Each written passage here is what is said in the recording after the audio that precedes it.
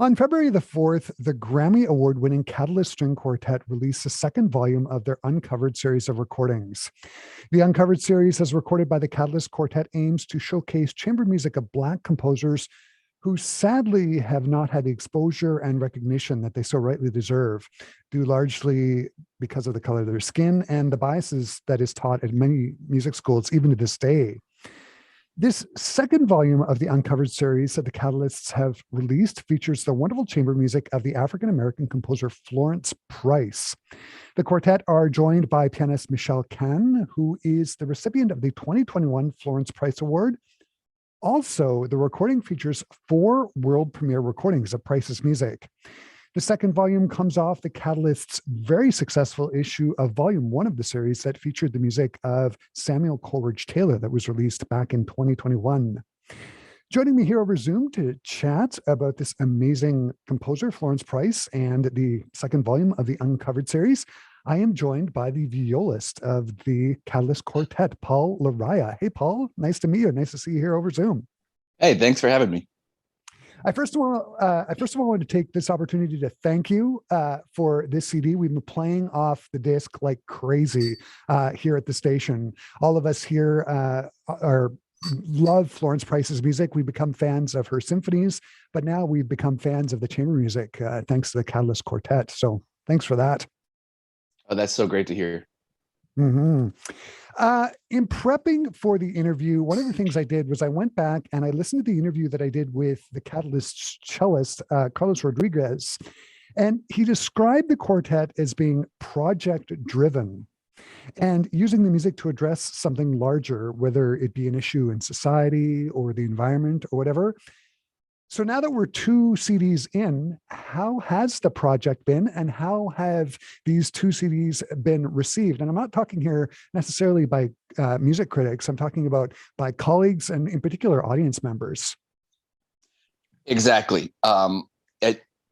In my estimation, it's been going extremely well. Every time we play this music for our audiences, the comments afterwards, I can't believe I've been going my whole life. I've never heard this music. This music's so amazing. Where has it been? And in particular, in terms of our colleagues, throughout the last 2 years, we've been getting tons of emails about like, oh, how do I get the scores to this? Like, I'm programming this, I'm programming that. It's been a really exciting time and, long overdue, but still at least we can revel in this moment. Yeah, it's really, really great. Just quickly for our Classic 107 listeners, can you give us a little bit of background as to who Florence Price was and just talk about her life and who she is?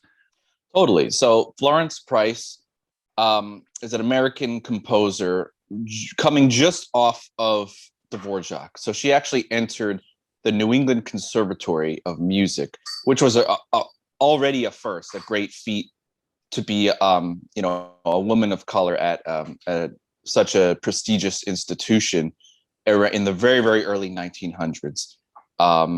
So she received her formal training. She was originally from Little Rock, Arkansas. And at that time, Little Rock was extremely prosperous, Black-run businesses. Her dad was a dentist. So there was a lot of arts, culture. She was surrounded by that. And so she studied organ and composition and performance and teaching, all these things. And back then, conservatories were more well-rounded. You could do all those things all at once. But she was also, I forgot to mention, she was also a bit of a genius because she entered conservatory young. She graduated high school very young. And she was the only person in her year to graduate with 2 degrees at the same time. So she was already a phenomenal woman. And I mean, sadly, one of the first barriers that she faced as a composer was her sex. And so it was sort of expected that she would go back to Little Rock.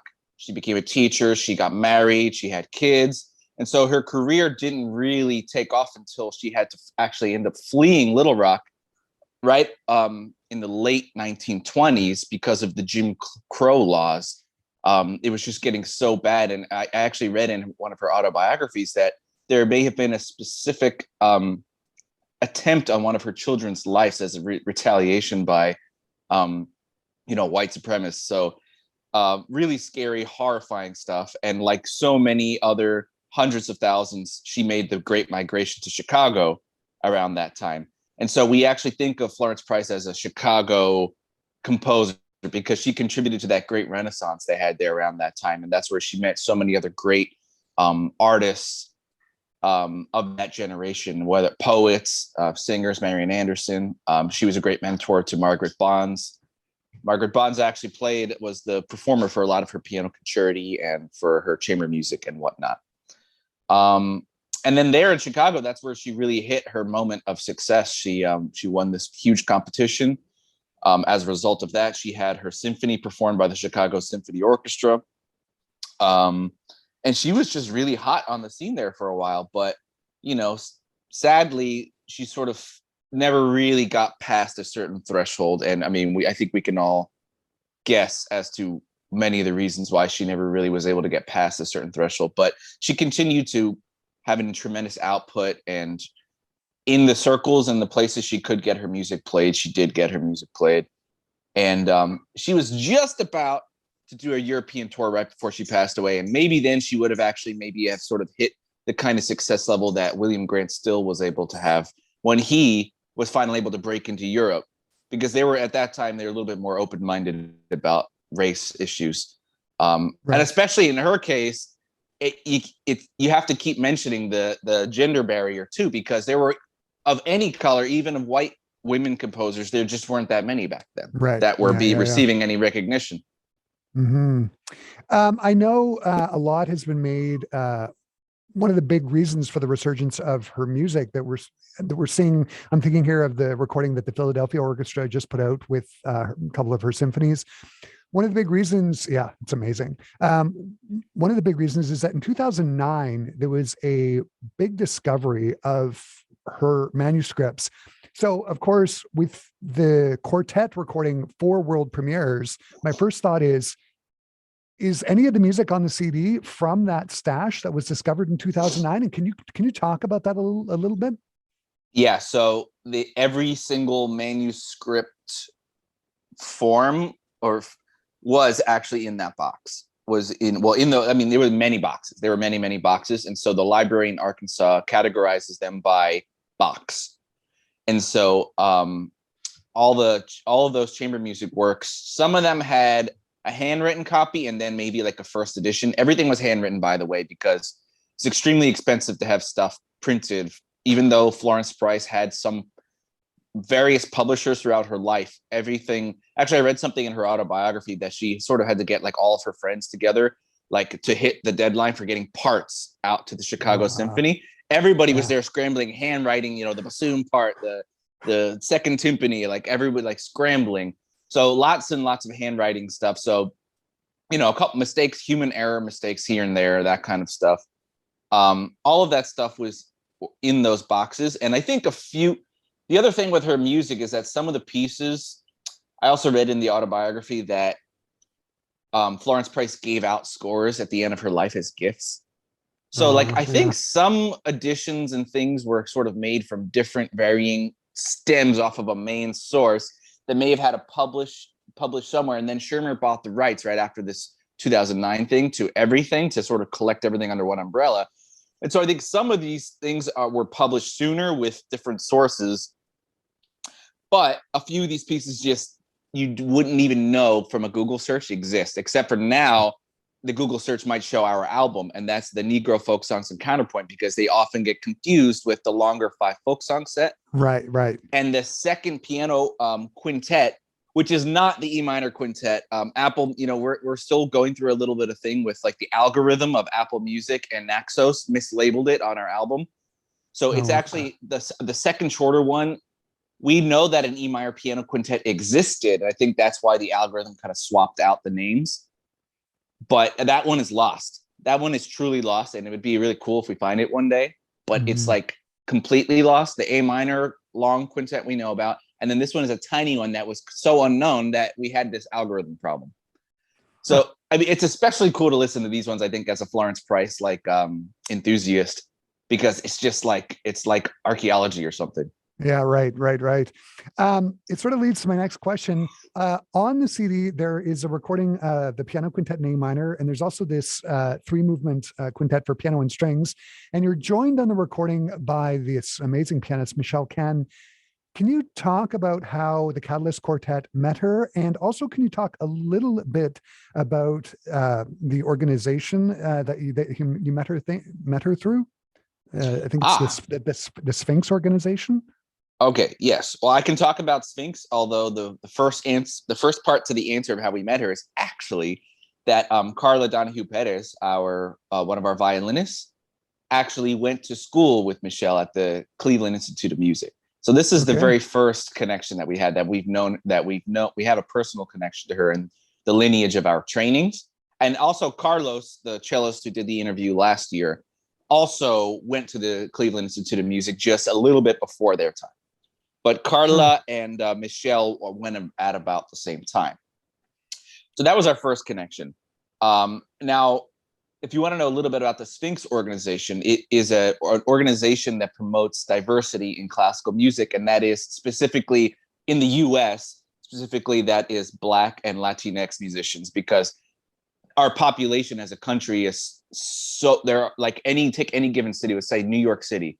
Does the New York Philharmonic represent what the city of New York looks like in terms of the demographics? And right. obviously it doesn't. Yeah. So that was sort of the founding principle of the idea is that in order to get more community involvement in classical music, you have to see representation. And in order to see representation in those communities, you need access, you need support. So the Sphinx organization firstly launched a competition to bring out emerging talent and to foster it. And so as part of their mission, they helped us form our quartet form in 2010. And so we sort of took on some of the ethos, even though we wanted to take on our own directive initiatives.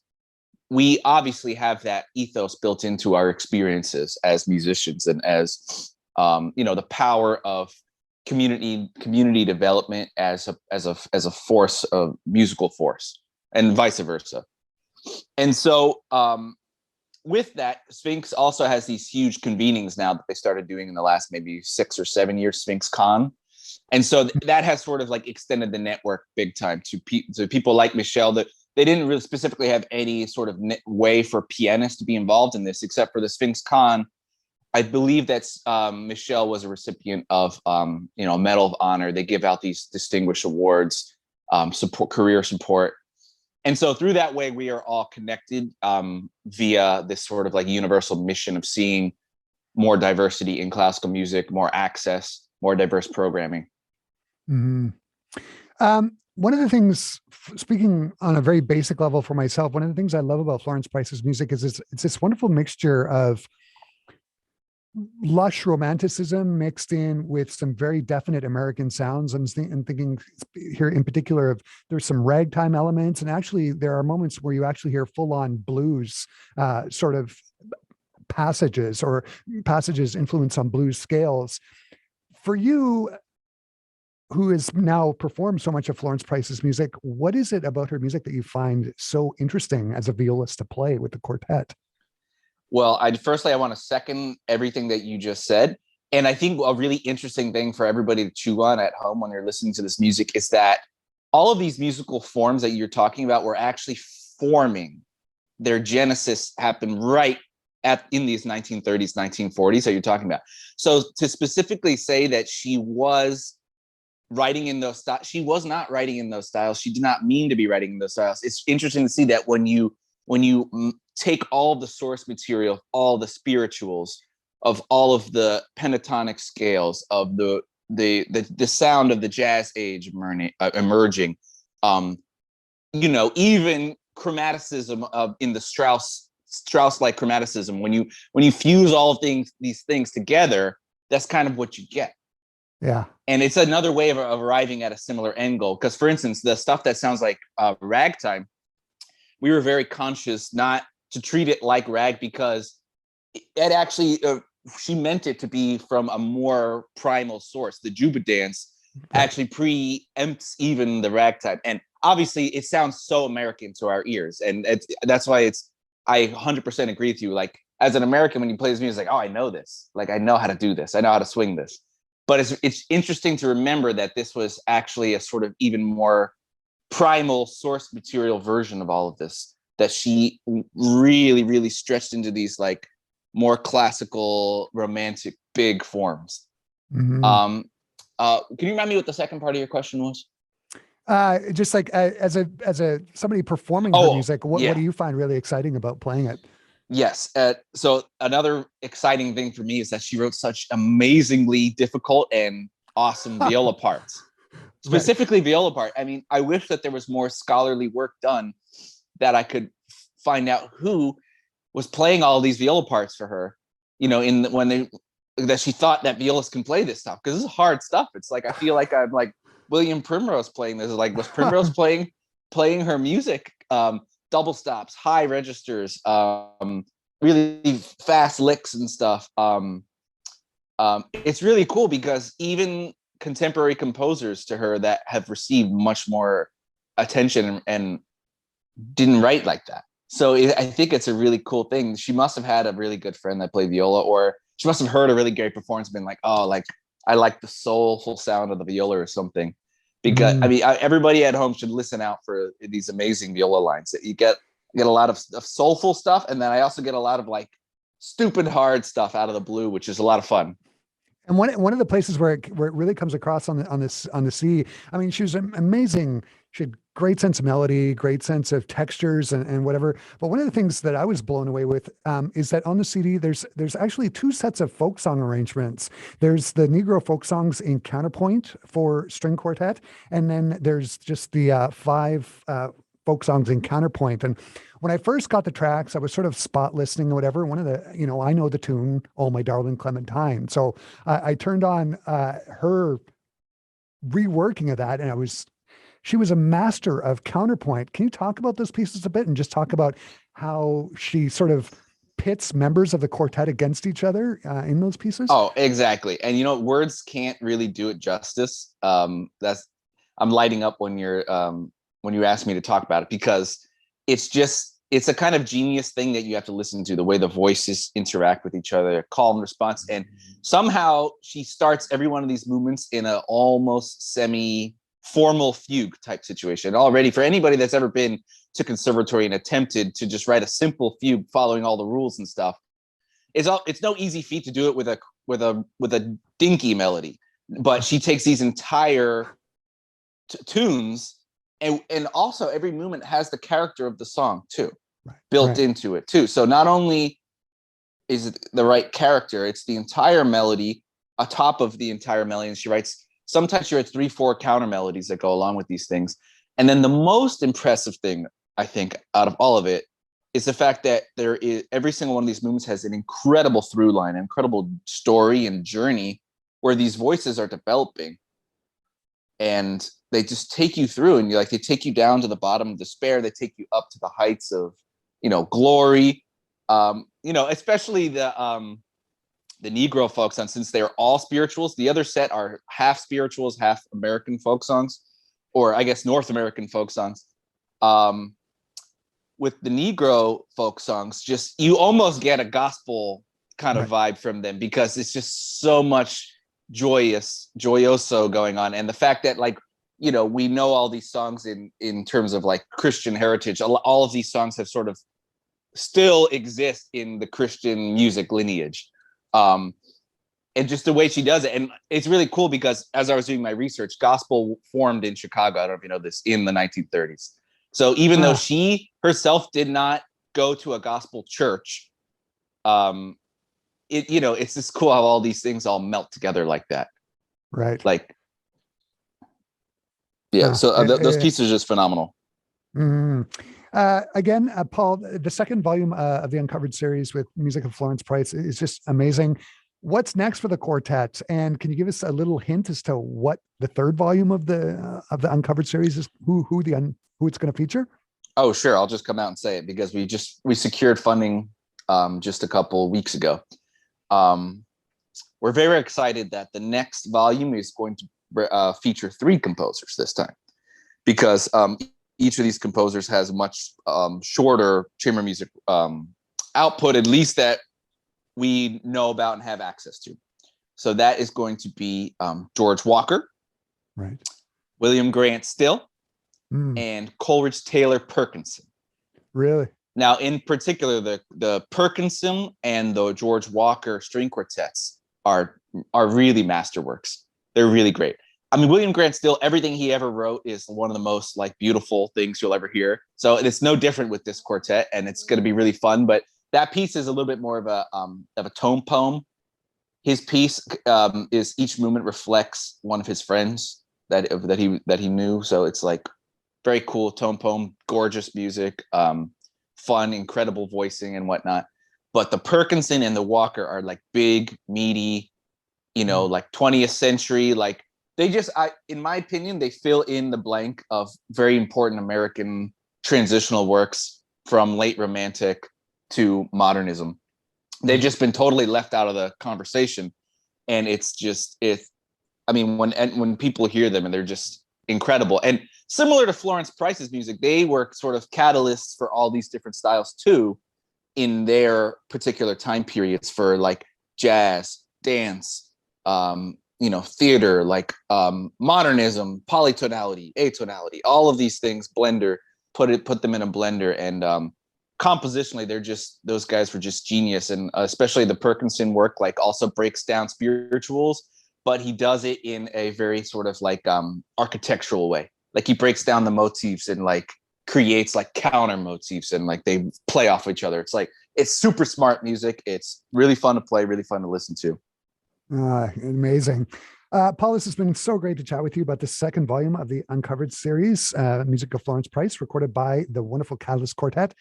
Thanks for taking the time to chat with me today. And when the third volume comes out, please stay in touch. We'd love to chat with the Catalyst Quartet again about volume 3. Thanks again. Thank you.